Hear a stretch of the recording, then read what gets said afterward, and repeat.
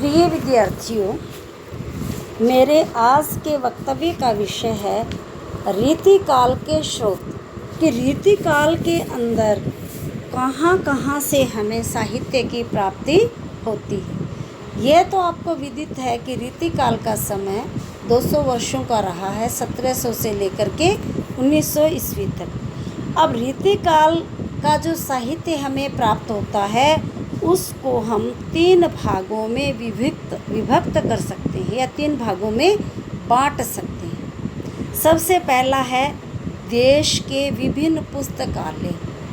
देश के विभिन्न पुस्तकालय यानी रीतिकाल का जो साहित्य है देश के अनेक भागों में स्थित जितनी भी लाइब्रेरीज हैं वहाँ से हमें प्राप्त होता है। सबसे पहले आता है काशी की नागरी परिचारिणी सभा का आर्य भाषा पुस्तकालय। आपसे ये प्रश्न पूछ सकते हैं कि सबसे पहले रीतिकाल का साहित्य कौन से पुस्तकालय से प्राप्त किया गया या प्राप्त हुआ। आपका उत्तर होगा काशी की नागरी प्रचारिणी सभा का आर्य भाषा पुस्तकालय। आर्य भाषा पुस्तकालय।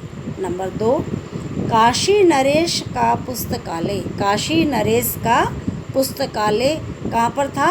रामनगर। काशी नरेश का पुस्तकालय रामनगर के अंदर स्थापित था। तीसरा है दतिया, टीकमगढ़, छतरपुर, रीवा के राजाओं के पुस्तकालय। दतिया, टीकमगढ़, छतरपुर, रीवा के महाराजाओं के पुस्तकालय। चौथा नंबर आता है नेशनल आर्काइव्स पुस्तकालय पटियाला। नेशनल आर्काइव्स पुस्तकालय पटियाला जो पंजाब में स्थित है। पांचवा आता है Gaekwad oriental research institute Vadodara.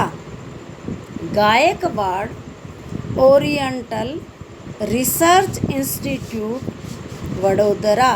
ये 5 स्थान जो हैं देश के भिन्न भिन्न पुस्तकालयों से हैं जहाँ से रीतिकाल का साहित्य हमें प्राप्त होता है। दूसरा आता है वैयक्तिक पुस्तकालय। तो यहाँ मैं आपको बताना चाहूँगी कि वैयक्तिक पुस्तकालय कौन से होते हैं? जो व्यक्तिगत रूप से कोई व्यक्ति अपने घर के अंदर अपने लिए स्थापित करता है। पहला आता है ठाकुर शिव सिंह सेंगर का पुस्तकालय। ठाकुर शिव सिंह सेंगर का पुस्तकालय। दूसरे नंबर पर आता है गोविंद चतुर्वेदी। गोविंद चतुर्वेदी, जवाहरलाल चतुर्वेदी। जवाहरलाल चतुर्वेदी मथुरा के पुस्तकालय। यानी ये पुस्तकालय कहाँ पर स्थिर है? मथुरा के अंदर। प्रश्न आपसे पूछ सकते हैं कि जवाहरलाल चतुर्वेदी पुस्तकालय कहाँ है? आपका आंसर होगा मथुरा। या आपसे पूछ लें गोविंद चतुर्वेदी पुस्तकालय कहाँ स्थित है? आपका आंसर होगा मथुरा। तीसरे नंबर पे आता है कैप्टन शूरवीर सिंह। कैप्टन शूरवीर सिंह, ये अलीगढ़ का पुस्तकालय यानी उत्तर प्रदेश के अंदर स्थित है। चौथा आता है डॉक्टर भवानी शंकर याजिक का पुस्तकालय। डॉक्टर भवानी शंकर याजिक का पुस्तकालय। और लास्ट तीसरी प्रकार का आता है प्राचीन एवं नवीन प्रकाशन संस्थाएं। प्राचीन एवं नवीन प्रकाशन संस्थाएं यानी जो बहुत पुरानी संस्थाएं हैं या जो नवीन प्रकाशन अब प्रचलित हुए हैं उनसे प्राप्त करने वाला या उनसे प्राप्त होने वाला साहित्य। सबसे पहले आता है ये जो नवीन और प्राचीन प्रकाशन हैं उनमें Shri Venkateshwar press Mumbai. Shri Venkateshwar press Mumbai. Number 2 Bharat Jiwan press Kashi. Bharat Jiwan press Kashi. तीसरा आता है नवल किशोर प्रेस लखनऊ, नवल किशोर प्रेस लखनऊ। चौथा आता है Indian press Allahabad, Indian press Allahabad. पांचवा आता है नागरी प्रचारिणी सभा काशी, नागरी प्रचारिणी सभा काशी। नंबर 6 आता है गंगा ग्रंथागार लखनऊ, गंगा ग्रंथागार लखनऊ। प्रिय विद्यार्थियों, यहाँ मैं आपको बताना चाहती हूँ कि किस प्रकार से इसमें से आपसे प्रश्न पूछ सकते हैं। आपसे ये प्रश्न ऐसे भी पूछ सकते हैं कि रीतिकाल के जो स्रोत हैं, नवीन या प्राचीन, उनके आधार पर बताइए श्री वेंकटेश्वर प्रेस कहाँ स्थित है। आप क्या बताओगे? बम्बई। या आपसे ये पूछ सकते हैं कि मुंबई में कौन सी प्रेस स्थापित है या किसकी प्रेस स्थापित है, तो आप नाम बताओगे श्री वेंकटेश्वर प्रेस। इसी प्रकार से आपसे पूछ सकते हैं कि नागरी प्रचारिणी सभा कहाँ स्थित है। आपका आंसर होगा काशी। आपका क्या जवाब होगा? काशी। इसी प्रकार से आपसे पूछ सकते हैं गंगा ग्रंथागार कहाँ पर स्थित है, गंगा ग्रंथागार कहाँ स्थित है। आपका आंसर होगा लखनऊ। या आपसे ये भी पूछ सकते हैं कि लखनऊ में कौन सा प्रकाशन या संस्था है, तो आप क्या बताओगे? गंगा ग्रंथागार। यानी आपसे प्रकाशन भी पूछ सकते हैं, संस्था का नाम भी पूछ सकते हैं और जगह का नाम भी पूछ सकते हैं। इनमें से प्रथम 2 वर्गों के स्रोत से उपलब्ध पुस्तकें केवल विशिष्ट वर्ग तक सीमित हैं। विशिष्ट वर्ग कौन से? जो उच्च अधिकारी थे, राजा थे, सामंत थे, जमींदार थे। जबकि प्रकाशन संस्थाओं ने इन्हें सर्वजन सुलभ करा दिया है।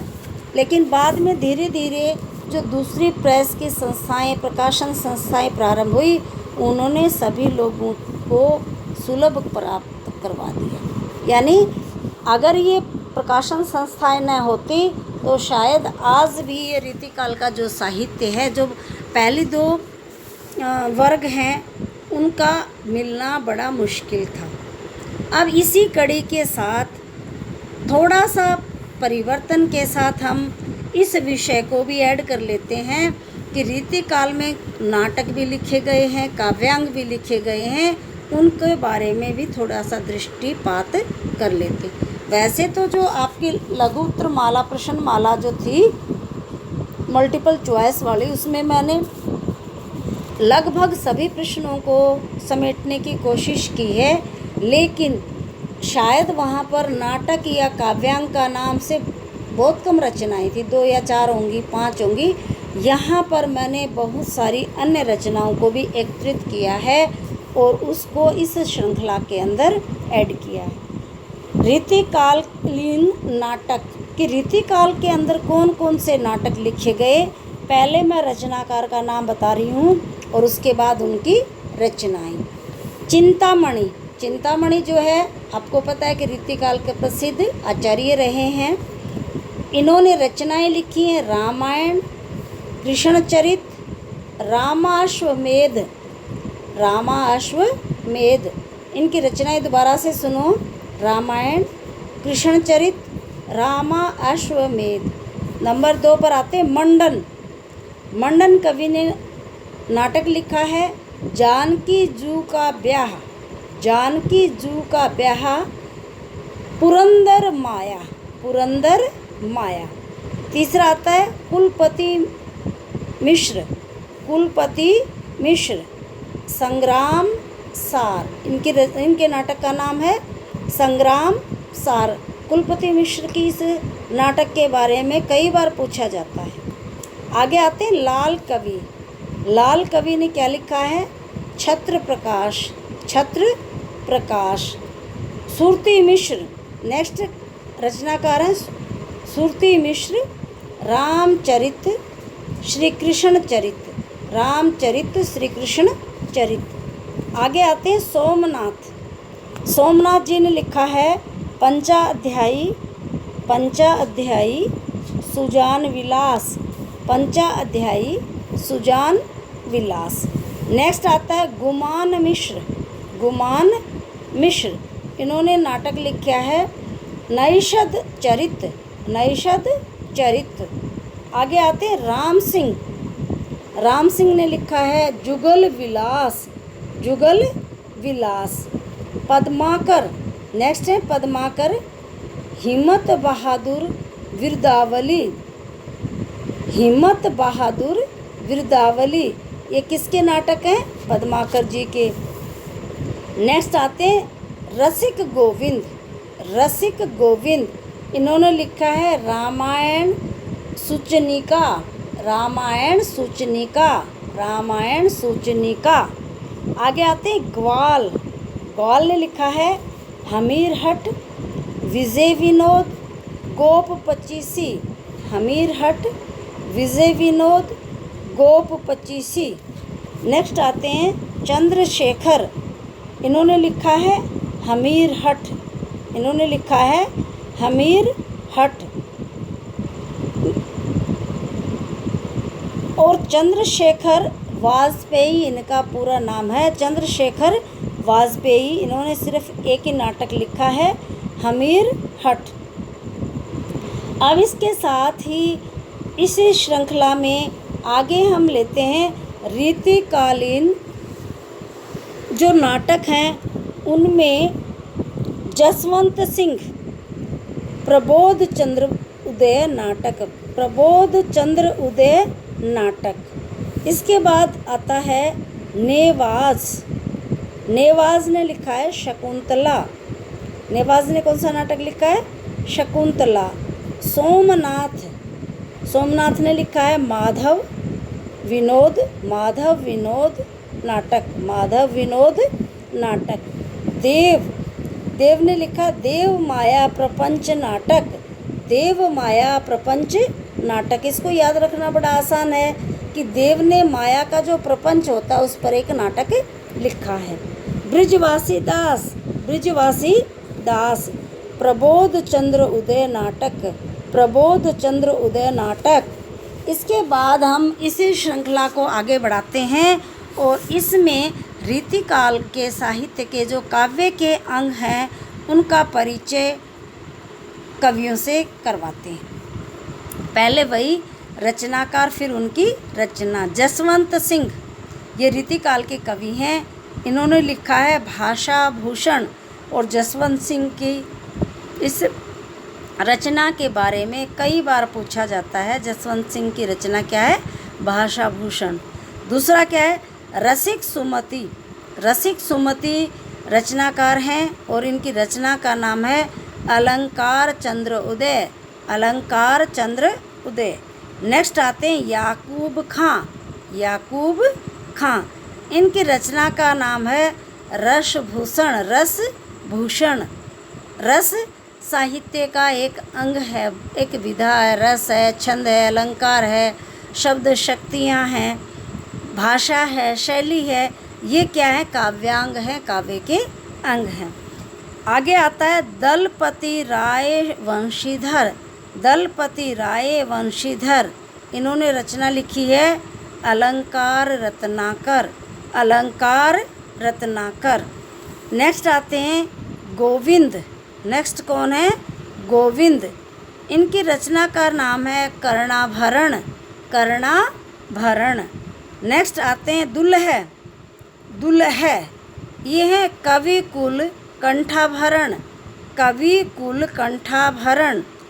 नेक्स्ट है रस रूप, नेक्स्ट है रस रूप, इनकी रचना का नाम है तुलसी भूषण, इनकी रचना का नाम है तुलसी भूषण। प्रिय विद्यार्थियों, ये जो रचनाएं हैं इनसे संबंधित प्रश्न आपसे रचना और रचनाकार के मिलान के साथ भी पूछा जाता है और कई बार ये पूछ लिया जाता है कि भूषण का काव्यांग, भूषण जी ने कौन सा काव्यांग लिखा या जसवंत सिंह जी ने क्या लिखा, दुल्हे ने किस प्रकार की विधा लिखी, या उनकी रचना का सीधा नाम भी पूछ लिया जाता है। इस प्रकार से अगर कवि या रचनाकारों के नाम दे रखे हैं, उनकी रचनाएं दे रखी हैं, उनका आप सही से मिलान करने में सफल हो सकते हो। इसलिए अगर कोई रचना बच गई है, गलती से रह भी गई है, तो आप लाइब्रेरी में जा कर के या हिंदी साहित्य के इतिहास को पढ़ो और उस रचना को आप अपने चैप्टर में ऐड कर लो। इस प्रकार से बारीकी से अगर आप एक एक प्रश्न को ध्यान से करोगे, सब्जेक्टिव में अगर आपने सब्जेक्टिव में कोई प्रश्न कर लिया है अच्छे से, तो ऑब्जेक्टिव प्रश्न करने में आपको कोई कठिनाई नहीं होगी। समस्या तो वहाँ आती है ना, जहाँ हम सिर्फ ऑब्जेक्टिव टाइप प्रश्नों को पढ़ करके रट लेते हैं और हमें उसका सिर पैर ही नहीं पता होता, सिर्फ उसका आंसर ही पता होता है। इसलिए मैं आपको से फिर से आग्रह करती हूँ, पुनः आग्रह करती हूँ कि जो विद्यार्थी किसी अच्छी परीक्षा की तैयारी कर रहे हैं, परीक्षाएँ सारी अच्छी होती हैं, आपको सफलता तभी मिलेगी जब आप उनके अंदर सूक्ष्म से सूक्ष्म और आपकी विशाल से विशाल रचनाएं जो हैं उनका गहनता से अध्ययन करेंगे, तब आपकी सफलता को कोई नहीं रोक सकता। और इसके साथ मैं आपसे फिर निवेदन करती हूँ कि आप इन प्रश्नों को करने से पहले अगर आपके पास कोई भी बुक है इतिहास की, वहाँ उस बुक से अच्छे से टॉपिक को पढ़ो, तो मेरे वाली जो वीडियोस है आप सुनते हो, आपको बहुत जल्दी समझ आ जाएगी। और अब मैं आपको सिर्फ यही 2 शब्द कहती हूँ, घर पर रहो, सुरक्षित रहो, क्योंकि जो कोविड-19 का कहर है घटने के बजाय बढ़ता ही जा रहा है।